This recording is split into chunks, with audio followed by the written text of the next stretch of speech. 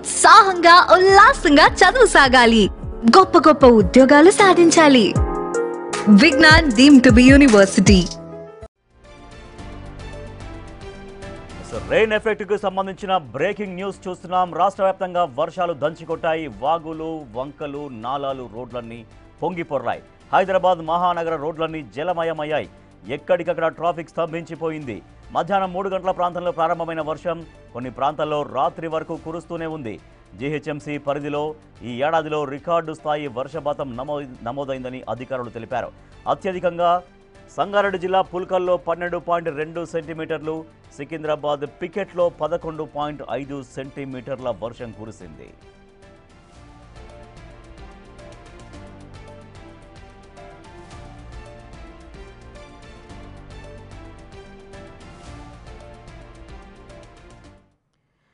నిన్న రాష్ట్ర వ్యాప్తంగా వర్షం దంచికొట్టింది. ప్రధానంగా జీహెచ్ఎంసీ పరిధిలో రోడ్లన్నీ పూర్తిగా జలమయమైపోయాయి. మరింత సమాచారాన్ని మా ప్రతినిధి సాగర్ అందిస్తారు. సాగర్, నిన్న సాయంత్రం కురిసినటువంటి వర్షానికి ఎక్కడెక్కడ ఏరియాలు ఎక్కువగా ఎఫెక్ట్ అయినట్టుగా తెలుస్తోంది? నిన్న కురిసిన భారీ వర్షానికి హైదరాబాద్ నగరం పూర్తిగా అతలాకుతలమైన పరిస్థితి. పలు కాలనీలు పూర్తిగా జలమయమైపోయాయి. మనం చూడొచ్చు, హైదరాబాద్లో వర్షం కురిస్తే పూర్తిగా కాలనీలు జలమయమవడం, మ్యాన్ హోల్స్ ఓపెన్ ఉండడం, ఇది ప్రధానంగా ఎక్కువ ప్రమాదకరంగా కూడా చెప్పొచ్చు. గతంలో అనేక ప్రమాదాలు జరిగాయి. మ్యాన్ హోల్స్ ఓపెన్ అవడంతో అందులో పడి అనేక మంది అనేక రకాల ఇబ్బందులకు పడ్డ పరిస్థితి కూడా కనిపిస్తుంది. గతంలో కొంతమంది మ్యాన్ హోల్స్లో పడి మృతి చెందిన పరిస్థితి కూడా ఉండే. సో మనం చూస్తున్నాం, ప్రస్తుతం మనం బేగంపేట్ ప్యాట్నీ నాలా సమీపంలో ఉన్నటువంటి పైగా కాలనీలో ఉన్నాం. మ్యాన్ హోల్స్ పూర్తిగా నిన్న వరద తీవ్రత ఈ కాలనీలో దాదాపు 5 ఫీట్ల వరకు ఉంటుండే. 5 ఫీట్ల వరద నీటిలో దాదాపు 100లాది మంది కాలనీ వాసులు, ఇక్కడ ఉన్నటువంటి ఉద్యోగులు కూడా, కొన్ని కమర్షియల్కి సంబంధించినటువంటి ఉన్న ఉద్యోగులు కూడా తీవ్ర ఇబ్బందులు పడ్డ పరిస్థితి. హైడ్రా డిఆర్ఎఫ్ బృందాలు నిన్న బోట్ల సాయంతో సహాయక చర్యలు చేపట్టాయి. 100లాది మంది కాలనీ వాసులను ఇక్కడి నుంచి కాపాడాయి. మనం చూడొచ్చు, ఇక్కడ ఉన్నటువంటి మ్యాన్ హోల్ ఓపెన్ ఉన్నది. నిన్న ఒకవేళ బోట్ల సహాయంతో హైడ్రా చర్యలు తీసుకోకపోతే ఇందులో నుంచి వాళ్ళు బయటికి వెళ్లే ప్రయత్నం చేసినప్పటికీ ఇక్కడ ఉన్నటువంటి మ్యాన్ హోల్స్ మనం చూడొచ్చు, దాదాపు ఒక మనిషి సగం వరకు మునిగిపోయే పరిస్థితి ఉంటుంది. సో ఈ సమీపంలో ఉన్నటువంటి నాలాకి వాటర్ ఫ్లోటింగ్ ఎక్కువగా వెళ్లాల్సి ఉంటుంది, కానీ అదంతా బ్లాక్ ఉండడంతో ఈ నాలాలు మ్యాన్ హోల్స్ అనేది పూర్తిగా ఓపెన్ అయిన పరిస్థితి. చిన్నపిల్లలు, పెద్దవాళ్ళు ఉంటే ఇందులో పడి ప్రమాద తీవ్రత అనేది పెరుగుతుండే. హైడ్రా వెంటనే స్పందించి దీనికి సంబంధించినటువంటి వెంటనే సహాయక చర్యలు చేపట్టింది.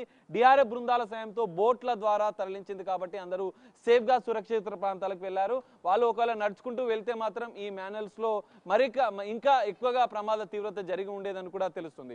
మనం ఇటు ముందుకు వెళ్ళి చూద్దాం, ఎందుకంటే నిన్న జరిగినటువంటి ప్రమాద తీవ్రత అనేది దాదాపు 100లాది మంది కాలనీ వాసులను భయాందోళనకు గురి చేసిన పరిస్థితి కనిపిస్తుంది. సాగర్, ఇప్పటికే మీరు ఎక్కువగా లోతులో దిగి ఉన్నారు, కొంచెం జాగ్రత్తగా ఉన్నాడు మీరు కూడా, ఎందుకంటే అక్కడ మ్యాన్ హోల్స్ ఎక్కడ ఉంటాయో తెలియదు వాస్తవానికి. నిజంగా అది చూస్తే ప్లేన్ రోడ్ గా కనపడుతుంది, కానీ మ్యాన్ హోల్స్ ఎక్కడ ఓపెన్ అయితే తెలియదు. ఓన్లీ ముందు జాగ్రత్తలు చెప్పడానికి మాత్రమే బిగ్ టీవీ ప్రయత్నం చేస్తుంది. మ్యాన్ హోల్స్ లో ప్రమాద తీవ్రత ఎక్కువగా ఉన్న నేపథ్యంలో వీటిని వెంటనే అధికారులు చర్యలు తీసుకోవాల్సి ఉంటుంది. మనం ఈ కాలనీకి సంబంధించినటువంటి ప్రధానంగా ఎందుకు ఈ కాలనీ ముంపుకు గురైందన్న అంశాలు మనం తెలుసుకుందాం. ఒకసారి ముందుకు వెళ్దాం, ఎందుకంటే దాదాపు హైదరాబాద్లో 800లకు పైన నాలాలను హైడ్రా గుర్తించింది. అనేక ఆక్రమణలు కూడా ఇప్పటికీ తొలగించిన పరిస్థితి. సో ఇక్కడ ఉన్నటువంటి సమీపంలోని ఈ పైగా కాలనీకి నిన్న ఇంత పెద్ద ఎత్తున వరద తీవ్రత రావడానికి ప్రధాన కారణం ఏంటి అనేది ఒకసారి చూద్దాం. ఎందుకంటే ఇక్కడ నాలా అనేది పూర్తిగా ఆక్రమణకు గురైంది. దాదాపు 26 మీటర్లు ఉండాల్సిన నాలా కేవలం 5 మీటర్లుగా మాత్రమే మిగిలిపోయింది. ఈ నాలా అనేది పూర్తిగా వెడల్పు చేద్దామని చెప్పి హైడ్రా ప్రత్యేక చర్యలు చేపట్టింది. ఇటు హెచ్ఎండిఏతో పాటుగా ఇటు జిహెచ్ఎంసీతో కోఆర్డినేట్ చేసుకుంటూ కంటైన్మెంట్ బోర్డు అధికారులతో కలిసి దీన్ని పూర్తిగా పరిశీలించిన పరిస్థితి మనం ప్రత్యక్షంగా ఒకసారి చూద్దాం. ఎందుకంటే ఈ నాలాల వల్లనే హైదరాబాద్లో వరద తీవ్రత అనేది పెరుగుతుంది. అనేక కాలనీలు ఇక్కడ ఉన్నటువంటి మనం ప్యాట్నీ నాలా చూస్తున్నాం, విజువల్స్లో చూడొచ్చు. ఈ ప్యాట్నీ నాలా అనేది దాదాపు 26 మీటర్లు అధికారికంగా ఉండాలి. గతంలో 40 మీటర్ల వెడల్పుతో కూడా ఈ ప్యాట్నీ నాలా అనేది ఉంటుంది. అక్కడ చూస్తున్నటువంటి మనం ఒకసారి జూమ్ చేసి చూపించే ప్రయత్నం చేద్దాం. 2 నాలాలకు సంబంధించినటువంటి రసూల్పురా నుంచి నాలా నుంచి వాటర్ ఫ్లోటింగ్ ఉంటుంది, ఇటు అస్మత్పేట నాలా నుంచి కూడా వాటర్ ఫ్లోటింగ్ ఉంటుంది. ఈ రెండు నాలాల వరద నీరు పూర్తిగా ఈ నాలా ప్యాట్నీ నాలా నుంచే బయటికి వెళ్తుంది, ట్యాంక్ బండ్ వరకు కూడా ఇక్కడ నుంచి ఉంటుంది. రీసెంట్గా హైడ్రా కూడా ముందు ప్యాట్నీ నాలకు సంబంధించినటువంటి కొంత పునరుద్ధరణ పనులు చేపట్టింది. కానీ ఈ వరద తీవ్రత పెరగడానికి ఏంటి కారణాలని చూస్తే ఇక్కడ 26 మీటర్లు మనం చూడవచ్చు విజువల్స్లో, ఈ 26 మీటర్ల ఉండాల్సిన నాలా అనేది ఇక్కడికి వచ్చేసరికి పూర్తిగా 5 మీటర్లు అయిపోయింది. చూడొచ్చు ఒకసారి విజువల్స్లో, మనం ఈ 5 మీటర్లు 6 మీటర్లు మాత్రమే మిగిలిపోయింది, అంటే పూర్తిగా కబ్జా అయిపోయింది. ఇక్కడ హైడ్రా రీసెంట్గా మొత్తం కూల్చివేతలు చేసింది, ఆ కూల్చివేతలకు సంబంధించినటువంటి ఆనవాళ్ళు కూడా మనకు కనిపిస్తున్నాయి. సో ఇది మొత్తం 26 మీటర్ల వెడల్పుతో పూర్తిగా పునరుద్ధరిస్తే వరద తీవ్రత అనేది అసలు ఉండదు.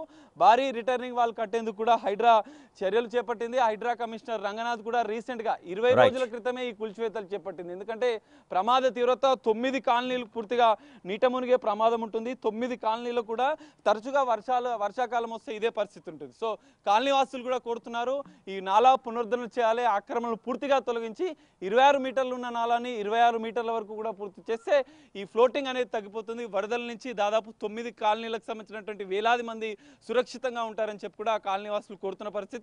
హైడ్రా త్వరలో దీనిపైన చర్యలు చేపట్టబోతుంది, నాలా పునరుద్ధరణ పనులు కూడా చేసే అవకాశం కూడా కనిపిస్తుంది. Right, thank you Sagar. అది ప్యాట్నీ దగ్గర ఉన్నటువంటి నాలాకు సమీపంలో ఉన్నటువంటి ప్రాంతం నుంచి మా ప్రతినిధి సాగర్ మనకు సమాచారం అందించారు. సో అక్కడ నాలా ఆక్రమణకు ఎక్కువగా గురైంది.